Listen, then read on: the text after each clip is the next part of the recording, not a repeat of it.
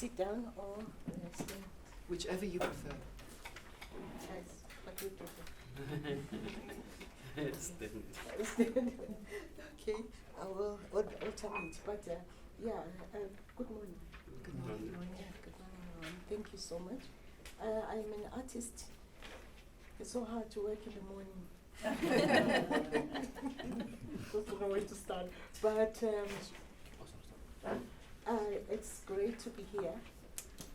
Yes, I started here. I remember my desk used to be there. You're so right, Prof. This place has produced wonderful people, successful people. I studied, and I like the way Pen is able to find the synergy between ordinary community and the academia. Because I was just nobody. She didn't say. So then I'm a storyteller. Yeah, like I said, I'm a folklorist. I write children's books. I am a social entrepreneur. I specialize in storytelling programs and products. Forgot my dog. But anyway, I'm not going to be talking. You guys are going to be doing something. Is that fair? Okay, it is fair. I will get my inspiration from this book. It's called 10 out of 10 of storytelling. How much time do I have? An hour. Yeah. 10 out of 10 of storytelling.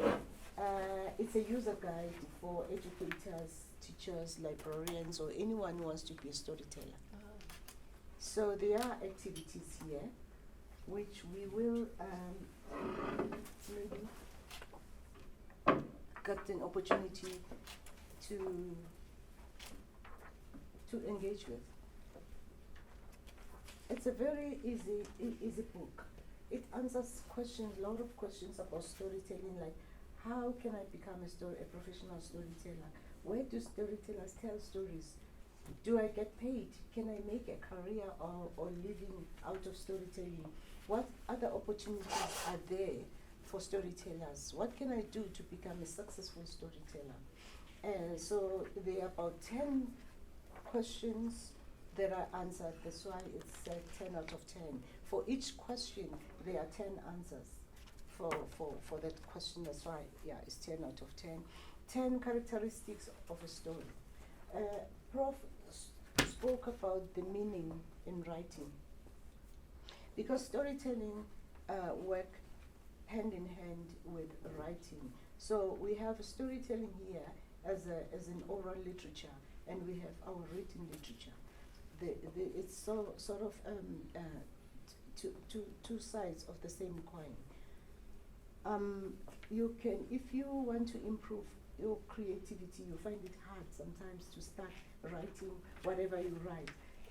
You might consider starting by telling that story, by becoming a storyteller first, before you write your piece or your ideas down. So it sort of can be your ideation process as well, the story, telling a story. What makes this session also hard is that I'm talking to the converted. You guys, you know so much. I don't know what to tell you that you don't know. So, I'm very new. I think every time you start writing, you become a writer again. So there's always a few. Okay, thank you for that. Yeah, it's really, it is helping. First, maybe let's do an ice-breaking exercise. Let's start a story. Let's create our own story. Let me see if there is an exercise along those lines. That's fine. Let's look around.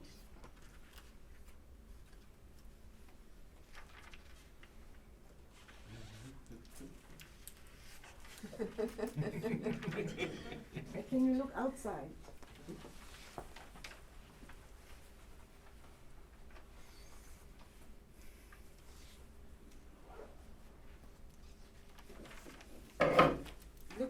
person next to you.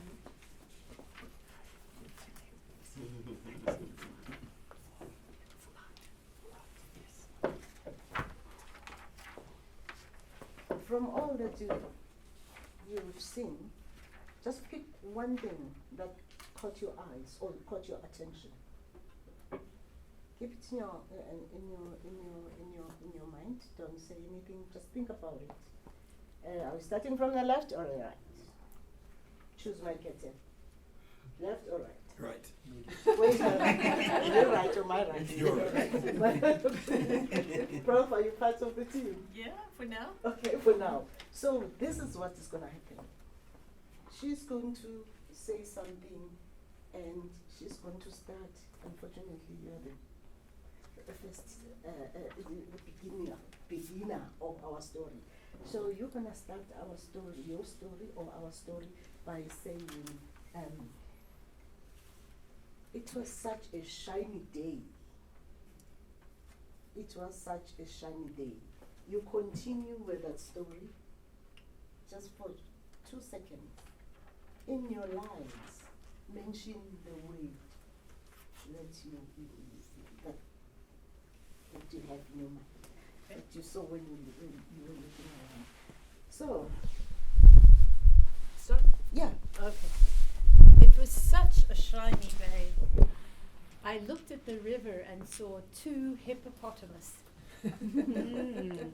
Where are the hippopotamus?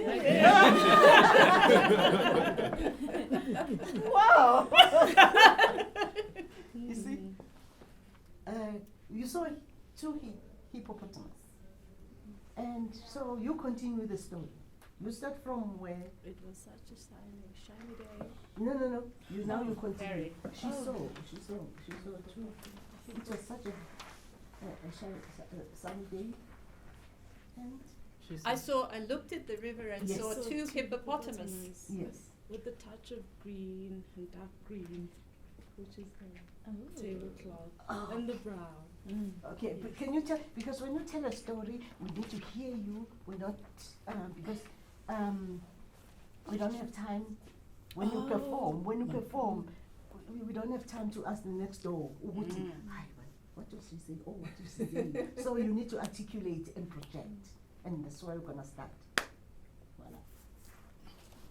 With the colors of green, Raise your with the voice, colors of green and brown. Start again, so that I saw a river with 2 hippopotamus with the colors of green and brown.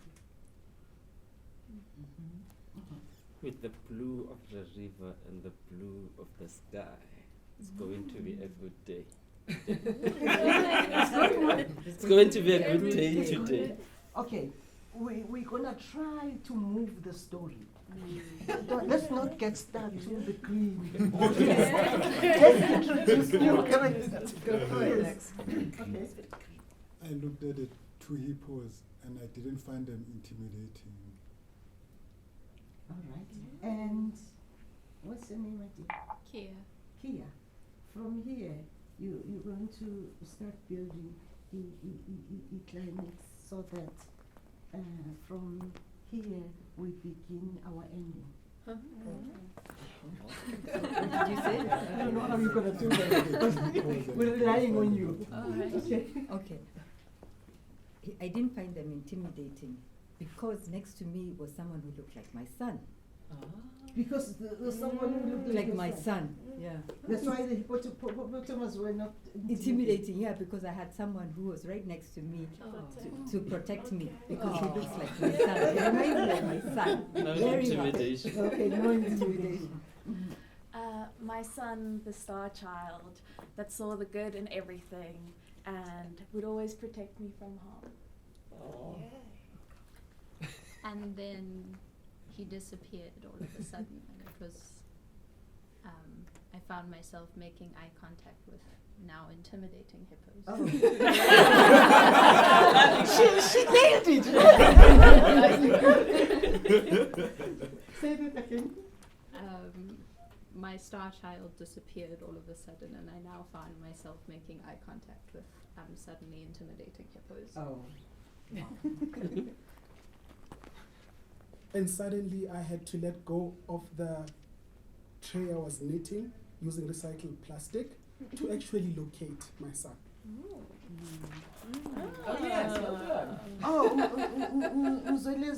Yes. No, The tray. the tray. Oh, the tray. Okay, can you repeat that? And suddenly I had to let go of the tray I was knitting using recycled plastic to locate my son. Locating the tray, the hippopotamus looked at each other and said, "What's all this back and forth about?"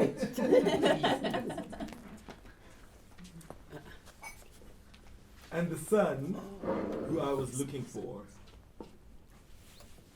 stepped onto the carpet, and the carpet suddenly began to sink into the ocean. Ooh. And my son passed away.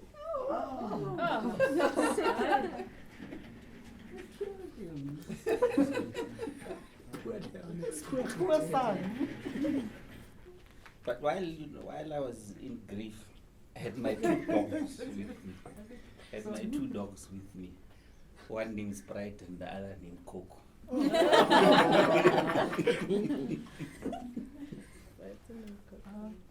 So Sprite came and nuzzled my leg and said, "Don't worry, Mummy. There is this beautiful red pot I know that if we start rubbing this red pot, a genie will come and resurrect the wonderful Bongani." Yes! Like obvious, because as long as you don't finish a story, we're just gonna go round and round and round. So, Bongani was Bongani is back. Bongani is back. He's back to life with new energy and zest. And so he starts reading the many books that interest him to walk through the valley and shadow of death. And when Bongani was reading, and one of the books that Bongani was reading was called Conversations with God, and in that book, God was a black woman, and she appeared with an orange duke. Oh. God is alive. God being alive And a black woman with an orange duke. as a black woman in an orange duke just sent shining light all over the scene and said, "Continue telling the story."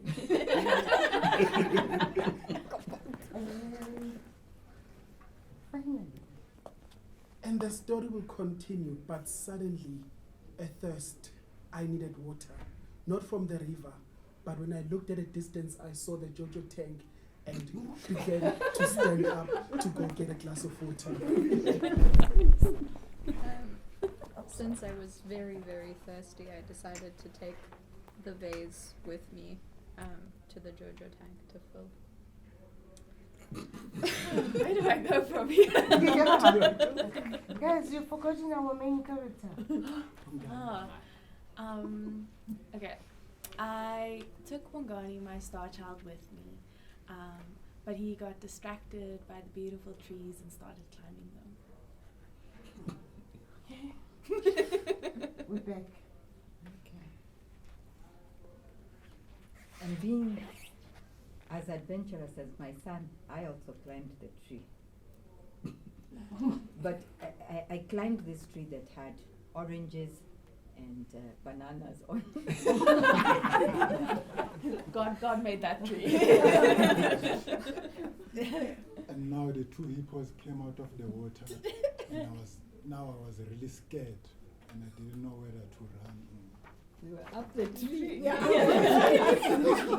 With oranges and bananas. Okay, It's fantasy. We're in fantasy land. The two hippos came out of the water, and now it was really scary. And God also assured us that hippopotamus are his creation, we are his creation. Her creation. Her creation. And we are her creation. And she listened to the story, she enjoyed the story, she encouraged us to write, to exchange, and be in love together. From everything, Bongani was feeling exhausted, and he decided to have a lie down.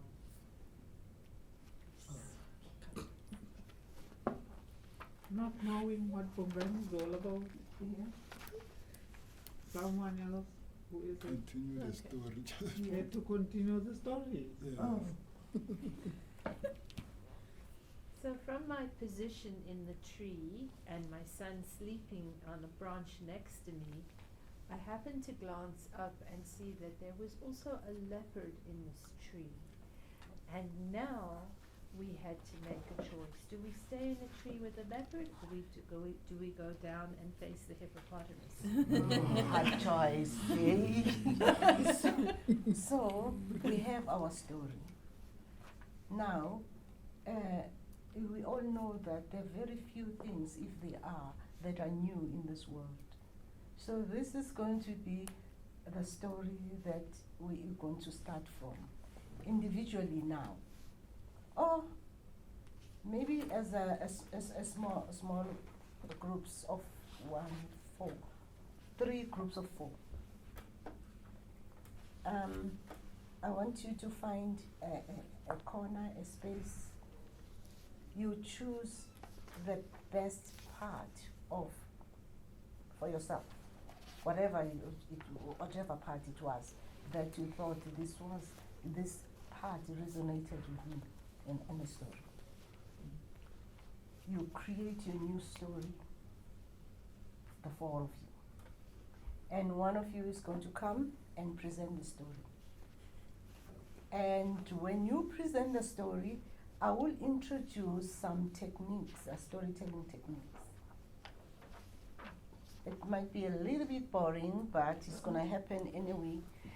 So many things are boring that we have to do, like coming at 9 in the morning.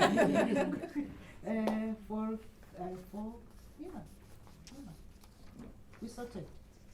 We are taught. Can you find your corner 1, 2, 3, 4, and choose the part? We can also use the yes.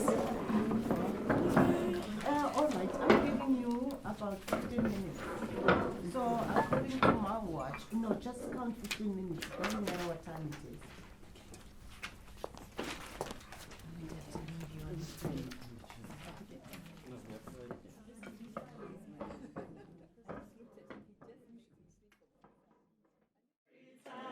Story time, story time, story time, story time, story time. Start with the first.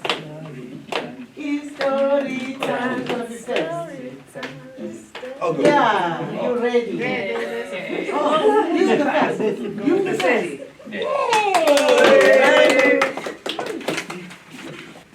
So, the part of the story that really fascinated me was the ending by the professor, who mentioned that the son was sleeping in the tree, the mother was in the tree, and when the mother looked up, there was the leopard, and when she looked down, there were the hippos. And I'm going to take my story from there. So the context has been laid. So Bongani in the dream, he's busy sleeping, which is weird because it's very weird for someone to sleep in a time of trouble, right? In a time of danger. It's not often that you find someone sleeping in that time, right? And so Bongani falls asleep, and Mother God appears to him in a dream and says to him, Bongani, what are you going to do? And Bongani asked the very same question that was posed to him by Mother God, to Mother God. Mother God, what do you think I should do in this situation? Mother God asked Bongani, what do you have at your disposal, right, that can help you to escape this perceived danger that you think you're in? And Bongani said, well, there is an orange and there are bananas within this tree. And so in that moment, Bongani realized that the fruit of a tree is judged by the fruits that it produces. The quality of a tree is judged by the fruit that it produces. And so this tree has produced 2 fruits, which is weird for a tree to produce, because normally a tree would produce 1 fruit.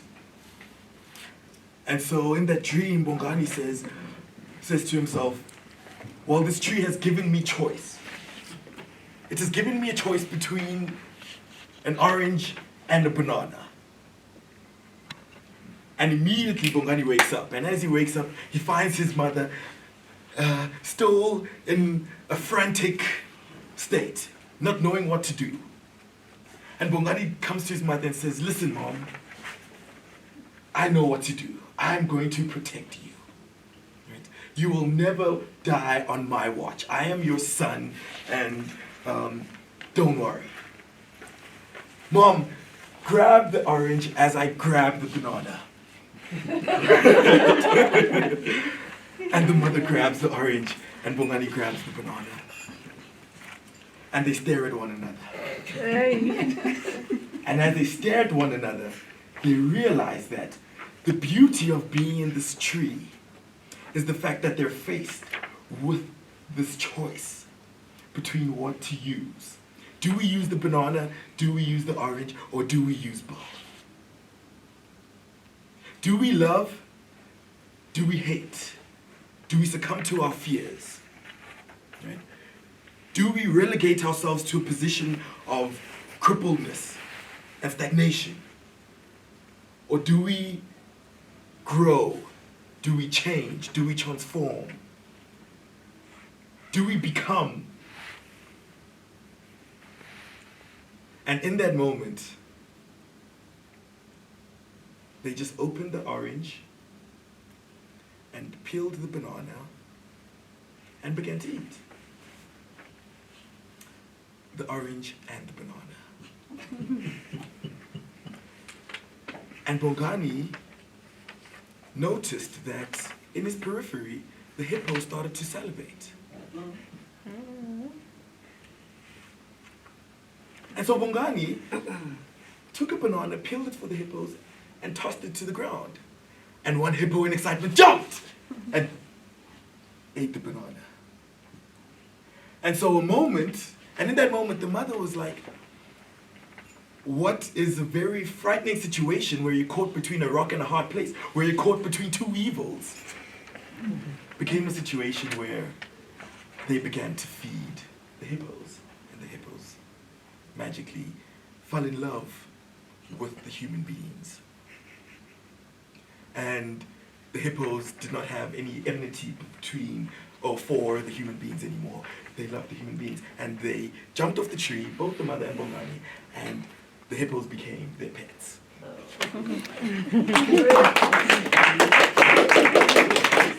It was wonderful.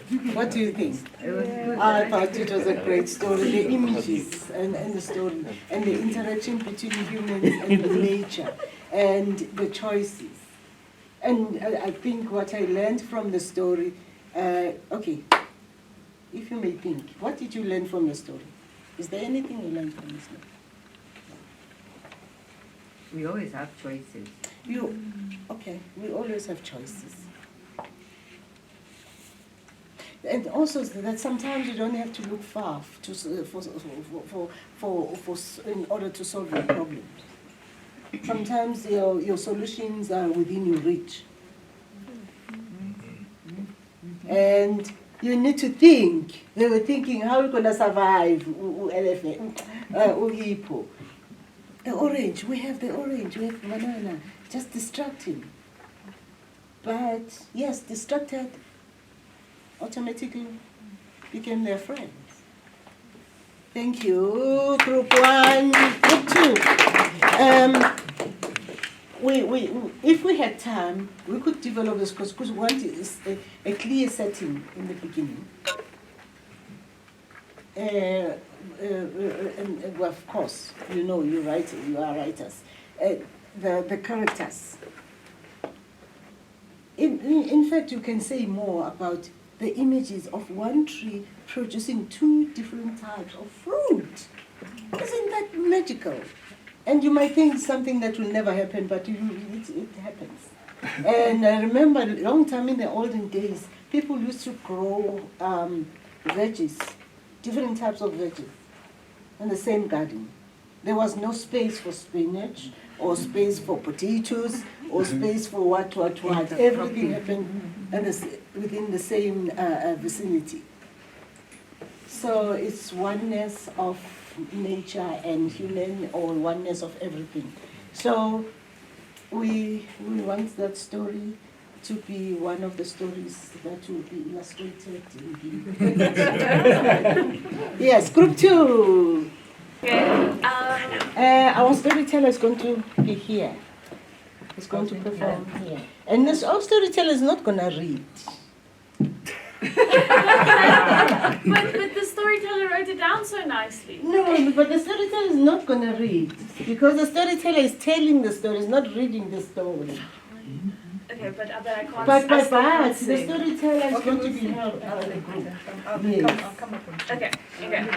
Good. You see, it's possible. Aspects that we focused on was God as a black woman with the orange duck, and we decided to give her a name and a character, and to make the leopard and the hippo her advisors. Okay, so I created coffee for a reason.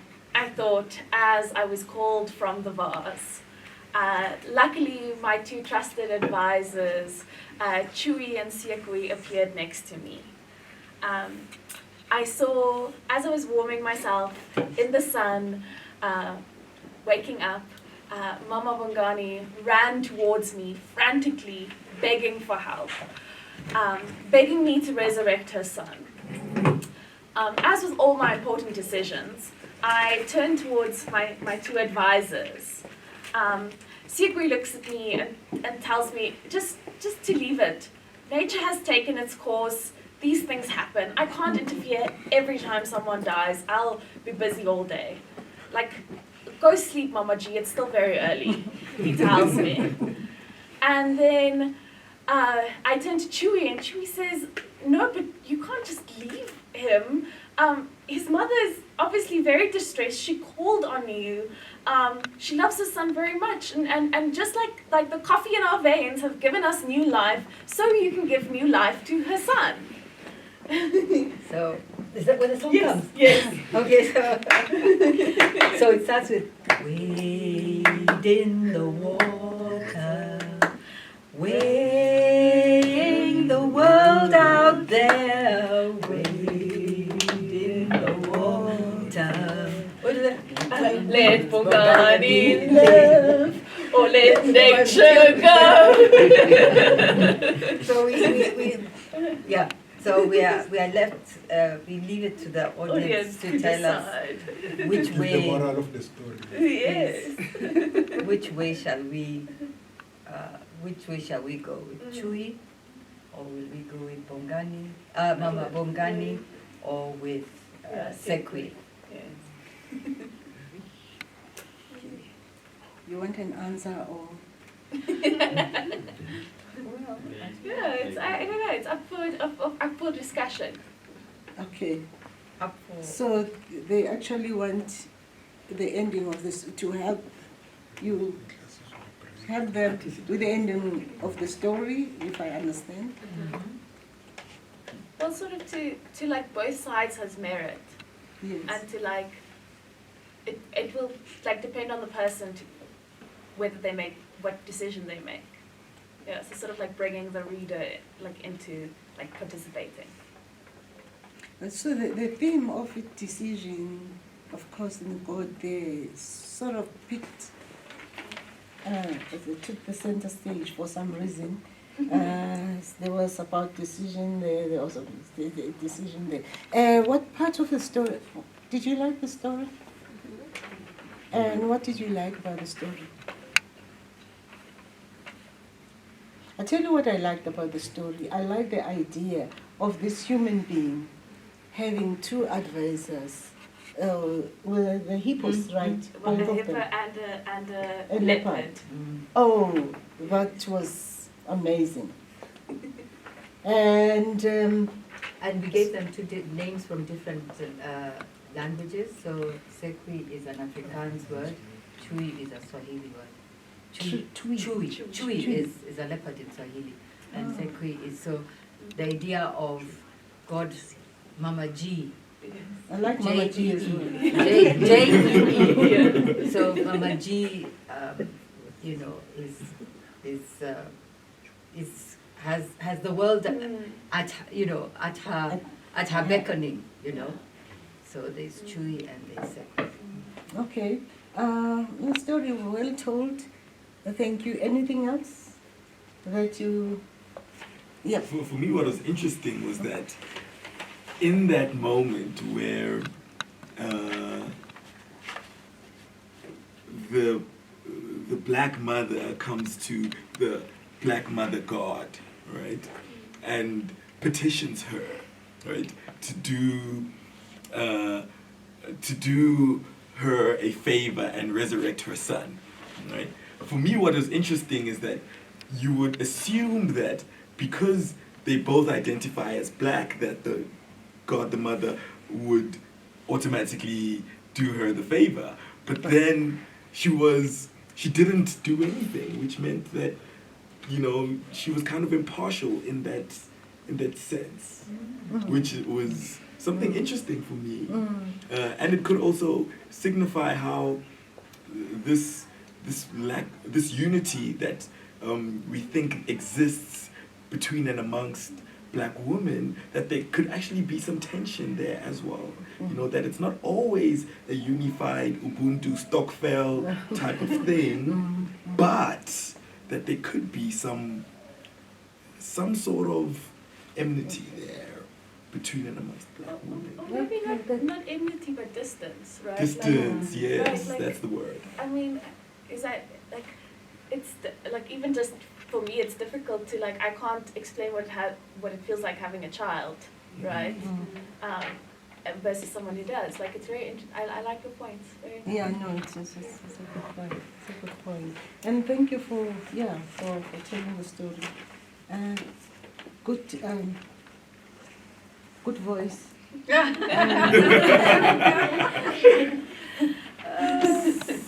So, well, we don't have much time to talk about, but I was gonna ask you to stand here and look at everyone without flinching or without even. Can you come?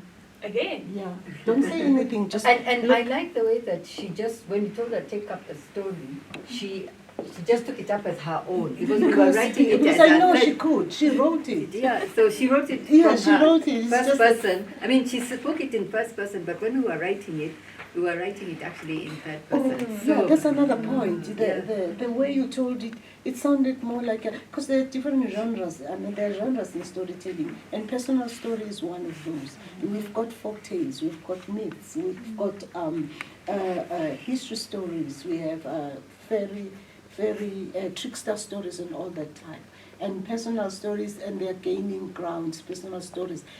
In fact, in business organizations, personal stories are way to go. When you do motivational speeches or deliveries, personal stories are way to go. Could be personal stories or stories that you have, but real stories. Well, this one is not a real story. when you started, I was like, Manje, why is she saying I? They were supposed to be a group. But as time you went on, I realized that, you were telling it in a first person. So, no, you haven't done your job. I was so ready to bolt. No, can't drop me like that. What am I doing? Yeah, you're looking at her. Yeah, looking at her.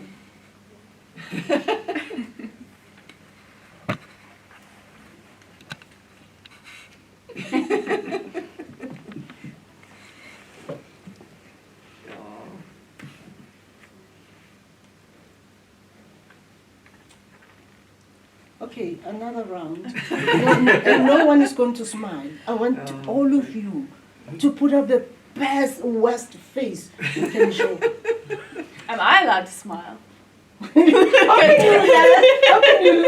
can you smile when people are angry at you? Yeah, you are. Okay.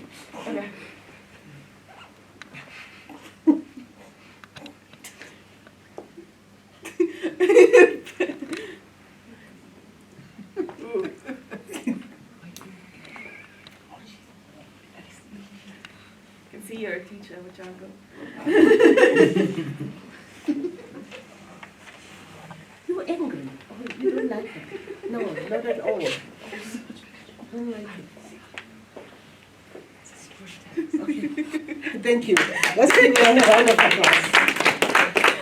This exercise is good because when you tell a story, when you are a storyteller, you are yourself. You are a person. You're not an actor. An actor take up the space of a personality. So if you are playing a role of a doctor, you become a doctor. You act like a doctor. You talk like a doctor. You walk. So you do a research in that character, and you become that character, which is different when you do storytelling. When you storyteller, you are yourself. You are Nomsa. You are rican. You are telling us what happened, but then you assume or you imitate characters. So if you, in your story, the hippo was angry, we want to see that facial expression of anger, of fear, or of excitement, whatever it is. And then you go out of the character of yourself. You go out of your personality. You go into characterization, but you come back to yourself to say, then this is what happened, blah, blah, blah, blah, blah. So facial expressions are important because they make your audience follow you and your story, and you keep the attention of your audience by facial expressions, but also you strengthen the meaning of the story that you are telling. Story time is story time. Story time is story time. Story time, story time. Story time is story time. Number 3, story time. Number 3, story time is story time. Story time, story time.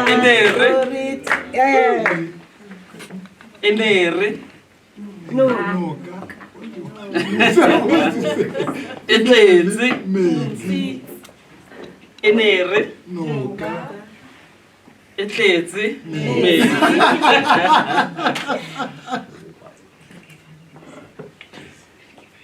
So at the time of the reign of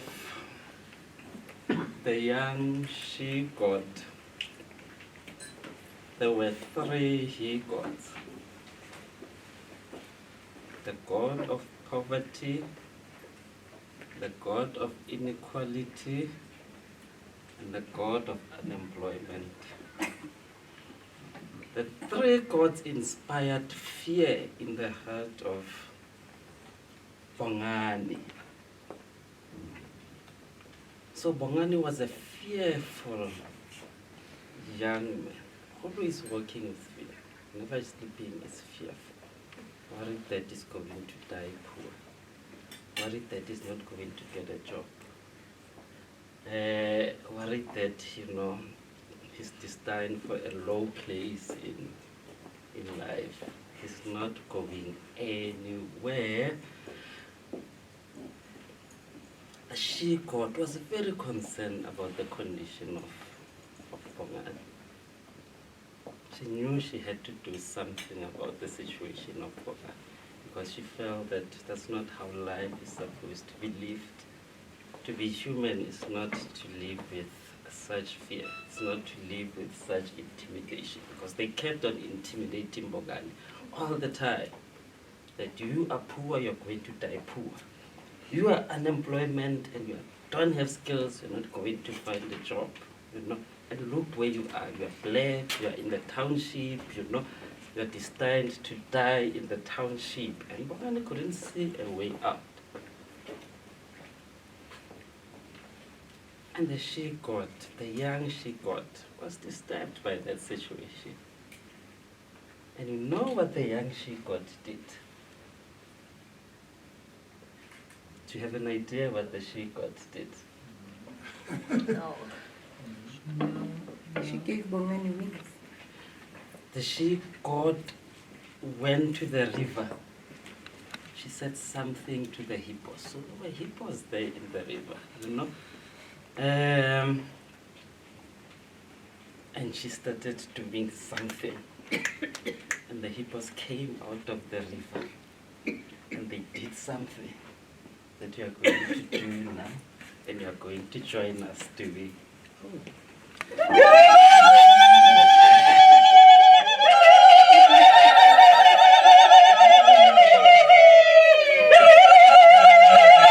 They continued. The she-goat inspired the ululations.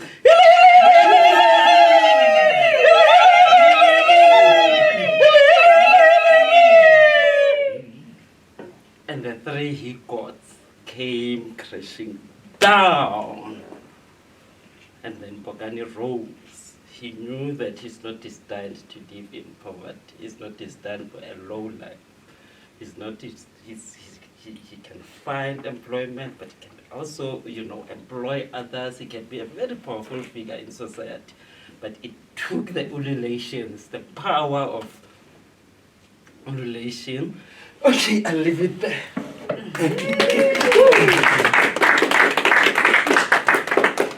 Okay, let's talk to the story. Anything to say about the story? Lovely story. Story of I will start ululating more. Take away all the bad stuff just by ululating. What do you like about the story? Actually, when you say that, I think of ululating as almost like prayer and supplication and, engaging with these three, what are they called? Evils or whatever, yeah. So yeah, as you say that, it makes me start thinking that you can engage with this situation and there can be hope. I mean, there can be a good outcome rather than just giving up. You engage. But that's what it is about storytelling. It is spiritual, because as much as you can hear me talking, my voice travels to you. You hear and you respond. It doesn't come back. It doesn't go to you only. It goes to the universe, and the universe listens, and the universe responds, because the voice is spiritual. Even when you ululate, you're communicating something with the universe as a whole. And definitely, I'm telling you, it does. It does listen, it does hear, and it does respond accordingly. It helped. The ululating helped give Bongani the courage to say, okay, I'll face whatever challenges are in my way, and then approach them. And then he was energized. It was almost like the ululating is injecting energy in him to give him that strength and to help him carry on and say, look, whatever I have here, I'm not going to be destined for poverty, struggles, or anything. So it made a soldier out of a very scared person. Thank you. I think for me it says, the ululation says, with encouragement, one gains a certain level of self-confidence. All right. Of course, we do say that there are many stories, traditional stories, that talk about the resurrection. So, which means, according to African perspective, no one dies. And we hear from the words that, we know that from the words that are used. I'm sure in any language you say, the person is gone, meaning uhambile. uhambile, is gone, it's going to come back. And sometimes we say, as upumulile, oh, so and so upumulile, meaning has rested. So when you're resting, which means that there's a story about the cow's tail, that no one is ever dead unless he or she is forgotten. So the resurrection happens all the time. You come back.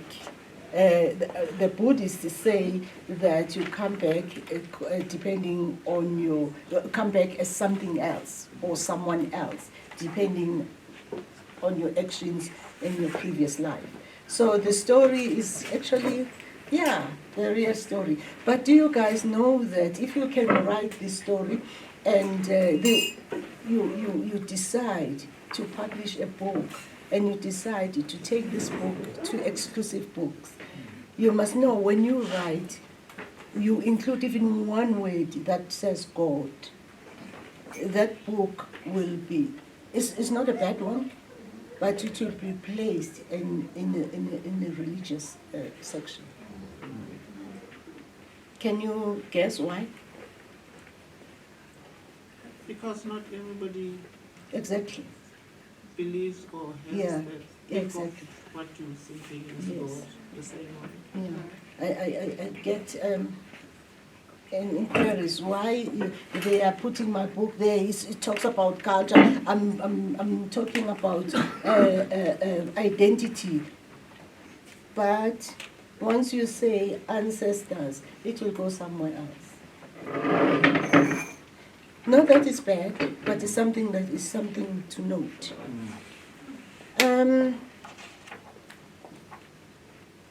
Hello, new people. Hello. Hi.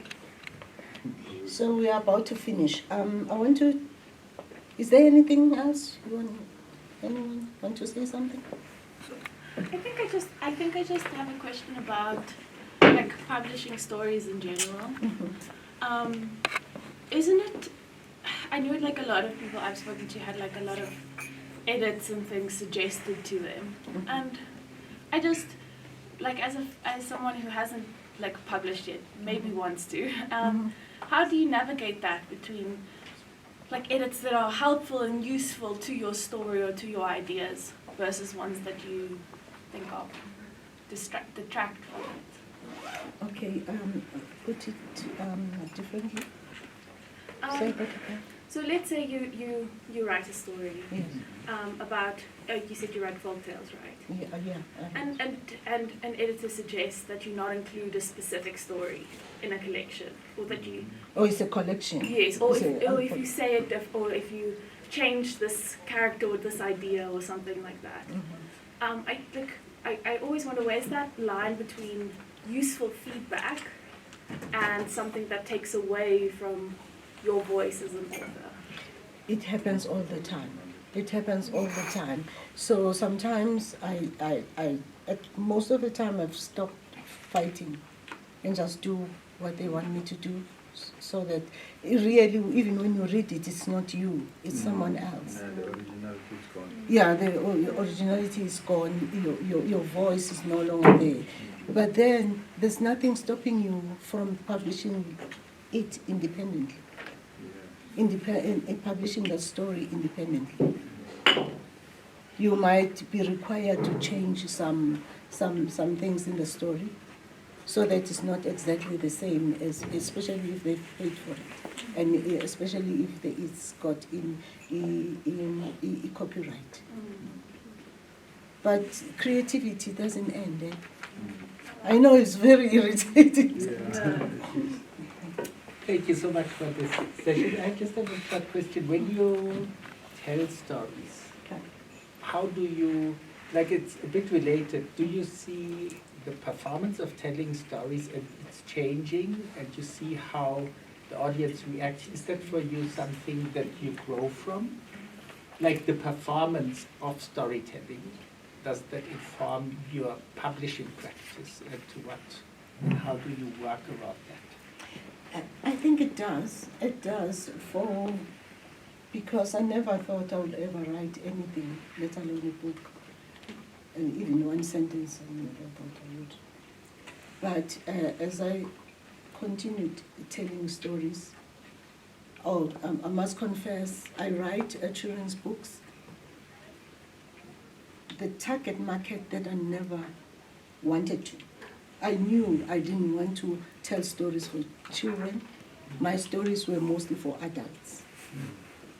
I guess by working with children a lot, by accumulating this material, I ended up being where I thought I would. I decided consciously that I'm not going to work for children, tell stories for children. But look, that's what I'm doing now. So I think if you are a storyteller, there's somewhere you get distracted. It takes you, because what I normally say is that life happens. Sometimes you might think that you're in control of your life, but something else out there is in control of you. There are decisions that you make, there are things that you like, you're interested in, that you don't end up doing. But you end up getting to do something that you never thought of. But that's how it is. But I also think it means you cannot be totally in control of the creative process.